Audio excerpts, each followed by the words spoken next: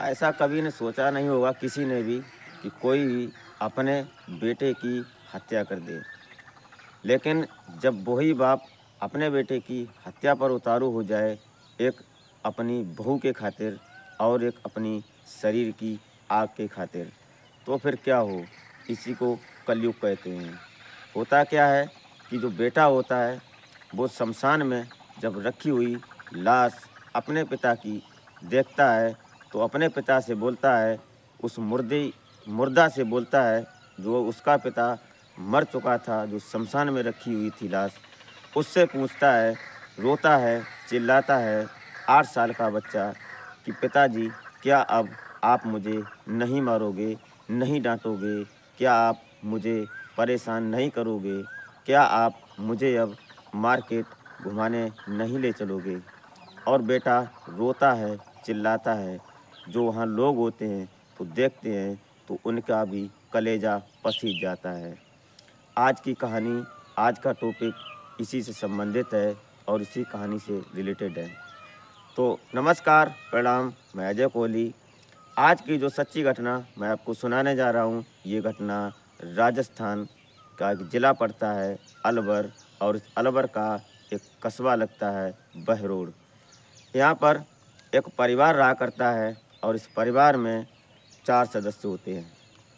4 सदस्य, जिसमें एक मुखिया होता है, एक पत्नी होती है, एक पति होता है और उनका एक बेटा होता है। बात करते हैं, जो मुखिया होता है उसकी उम्र 55 साल होती है और नाम बलवंत सिंह होता है। बेटा होता है जिसकी उम्र 32 साल होती है, नाम विक्रम सिंह होता है। बहू होती है, उम्र 28 साल होती है, नाम पूजा होता है। और एक बेटा होता है जिसका नाम मोनू बोलते हैं, जिसकी उम्र अभी 8 साल थी। इस कहानी में और इस टॉपिक में आप वीडियो तक में अंत तक बने रहिएगा। वीडियो अच्छी लगे तो लाइक कर दें और चैनल को सब्सक्राइब कर लें, क्योंकि आप हमारे यूट्यूब फैमिली के अहम हिस्सा हैं और आपसे हमें बहुत उम्मीद रहती है। तो चलते हैं, रुक करते हैं कहानी की तरफ। वीडियो में बने रहिएगा, पॉइंट टू पॉइंट, पन्ने दर पन्ने पलटेंगे और विस्तार से बताएंगे इस स्टोरी में होता क्या है, और दर्दनाक स्टोरी है। ये कहानी शुरू होती है 6 मार्च को। 6 मार्च 2024 का वाक़या है। हुआ क्या कि जब बेड के नीचे लड़के की सिर से खून निकल रहा होता है, तो बहू चिल्लाती है और ज़ोरों से चिल्लाती है, तो ससुर जो बलवंत सिंह होता है वो दौड़ा भागा आता है और देखता है, तो आनन-फानन में ऐसा दर्शा देता है कि वहाँ जो लोग इकट्ठे होते हैं, वो सभी लोग हैरान परेशान हो जाते हैं। किसी को कुछ कहने में ये नहीं बन रहा था कि क्या कहें, कि जवान बेटा और जवान बहू, और आज बेटे के साथ ये हो गया। तो उसको आनन-फानन में उठाते हैं और प्राथमिक उपचार करवाने के लिए अस्पताल ले जाते हैं। जब अस्पताल ले जाते हैं, तो वहाँ उसको मृत घोषित कर दिया जाता है, विक्रम सिंह को। स्टोरी 2 साल पहले से शुरू हो जाती है। हुआ क्या था इसमें कि ये जो पूजा होती है और ये बलवंत सिंह, इनके पूजा के ससुर होते हैं, इनका प्रेम प्रसंग जारी हो गया था। हुआ क्या था इसमें कि 2 साल पहले, 2 ढाई साल पहले बलवंत सिंह की पत्नी किसी बीमारी के कारण मौत हो गई थी, और मर जाने के बाद जब बलवंत सिंह अकेले रह गए, तो इनका एक बेटा था जो विक्रम सिंह, इसकी इन्होंने शादी करवा दी थी। और शादी जब हो गई, तो इनको 2 रोटी का सहारा हो गया। सहारा तो हो गया, लेकिन उसके बाद कुछ कहानी ने अलग मोड़ लिया। मोड़ क्या लिया कि ये जो बहू होती है और ये विक्रम सिंह जो बलवंत सिंह होते हैं, ससुर इनके, तो एक दिन ये बलवंत सिंह अपनी बहू से बोलते हैं कि बहू, हमारे सिर में दर्द हो रहा है, क्या कोई मरहम लगा सकती हो? तो ऐसा जब बहू ने सुना, तो बहू ने सोचा कि ससुर है और बुजुर्ग हैं, तो इनकी सेवा करना हमारा दायित्व बनता है।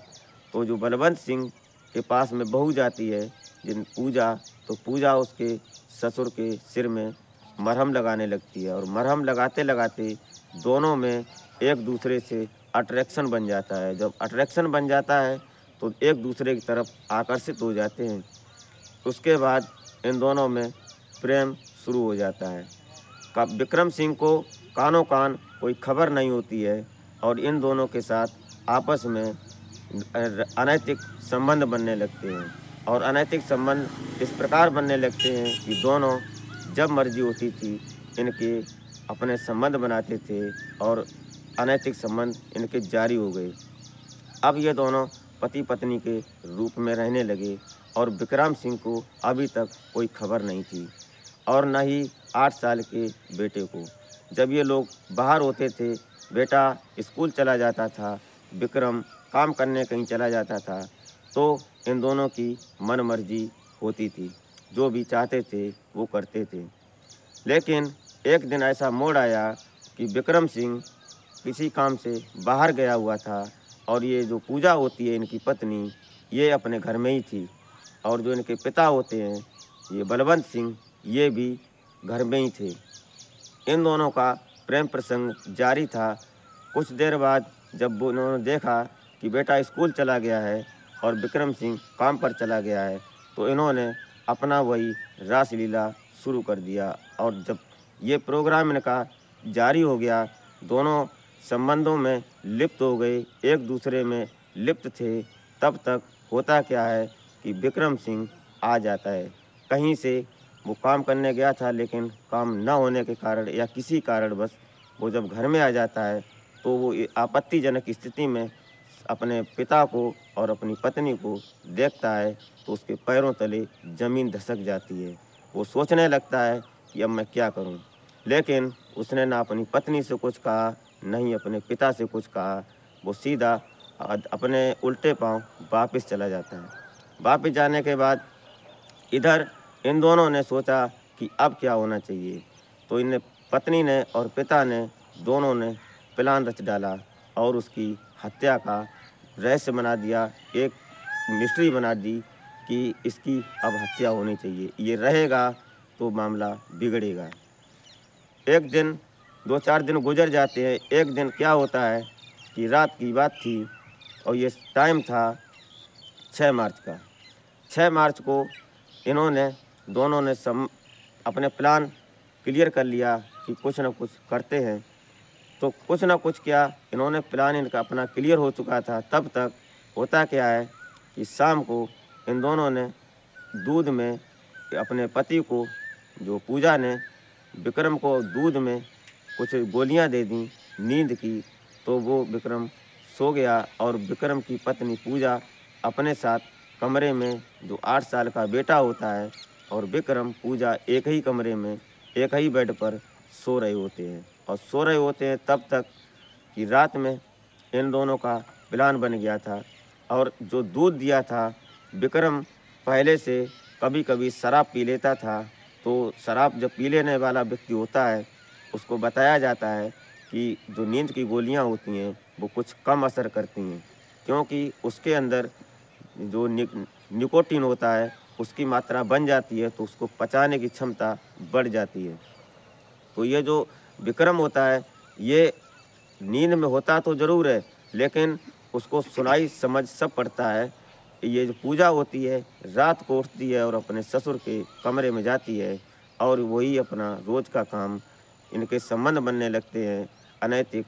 और उसके बाद जब ये वहाँ से निकलते हैं तो प्लान इनका पहले से कन्फर्म हो चुका था कि आते हैं और आकर विक्रम को मौत की नींद सुला देते हैं और हमेशा हमेशा के लिए हम तुम एक दूसरे के हो जाएंगे। ऐसा इनका प्लान तैयार था।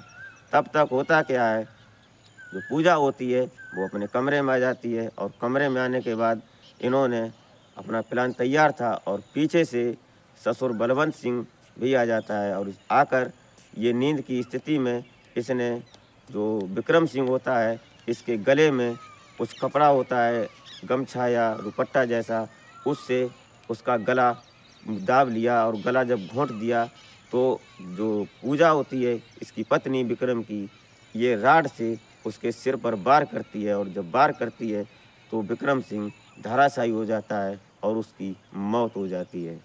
जब मौत हो जाने के बाद अब इन्होंने इस मर्डर को एक प्लान बनाया कि जनता को दिखाना कैसे और पुलिस से बचना कैसे है।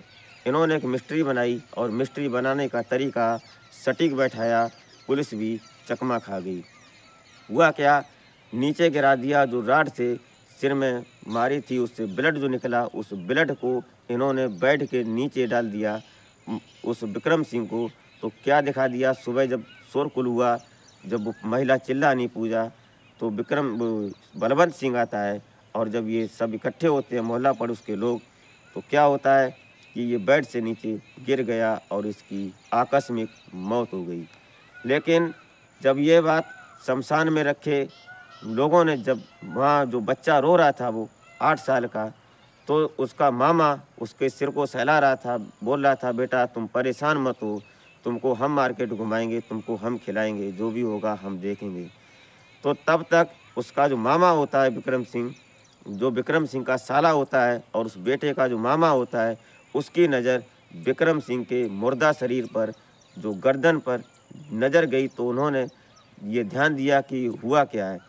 तो तुरंत उन्होंने फ़ोन किया पुलिस को, और पुलिस शमशान में जब पहुंचती है तो फिर होता यही है कि पुलिस ने उस लाश को अपने कब्जे में लिया, और लाश को कब्जे में लेने के बाद पोस्टमार्टम के लिए जब भेज दिया, तो पोस्टमार्टम रिपोर्ट जब आई तो उसमें पता लगता है साफ कि इसके ऊपर किसी ने मोटी राड से वार किया था, जिससे इसकी सिर में चोट लगने के कारण और इसकी गर्दन को दबाने से, गला घोटने के कारण इसकी मौत हुई है।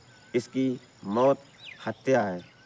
ये जब क्लियर हो जाता है तो अब ये बन जाता है पुलिस केस। अब होता क्या है इस कहानी में, जो ससुर और जो बहू होती है, इनका प्लान चेंज हो जाता है और इनका प्लान धराशायी हो जाता है।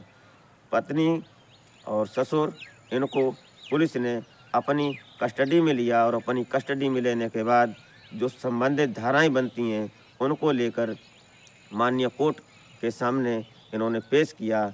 अब दोनों सलाखों के पीछे हैं। इस कहानी को सुनाने का मतलब और इस कहानी को आप तक लाने का पर्पज़ मेरा सिर्फ आपको और समाज को आगाह करना होता है, संदेश पहुंचाना होता है, न कि आपकी भावनाओं को आहत करना होता है, और न ही आपकी कोई ऐसी प्लान है हमारा जो कि समाज में कुछ गंदगी फैले। मेरा मतलब और मेरा मकसद सिर्फ समाज को एक राह दिखाने का काम करते हैं। तो मिलते हैं फिर किसी नेक्स्ट वीडियो में, तब तक के लिए जय हिंद।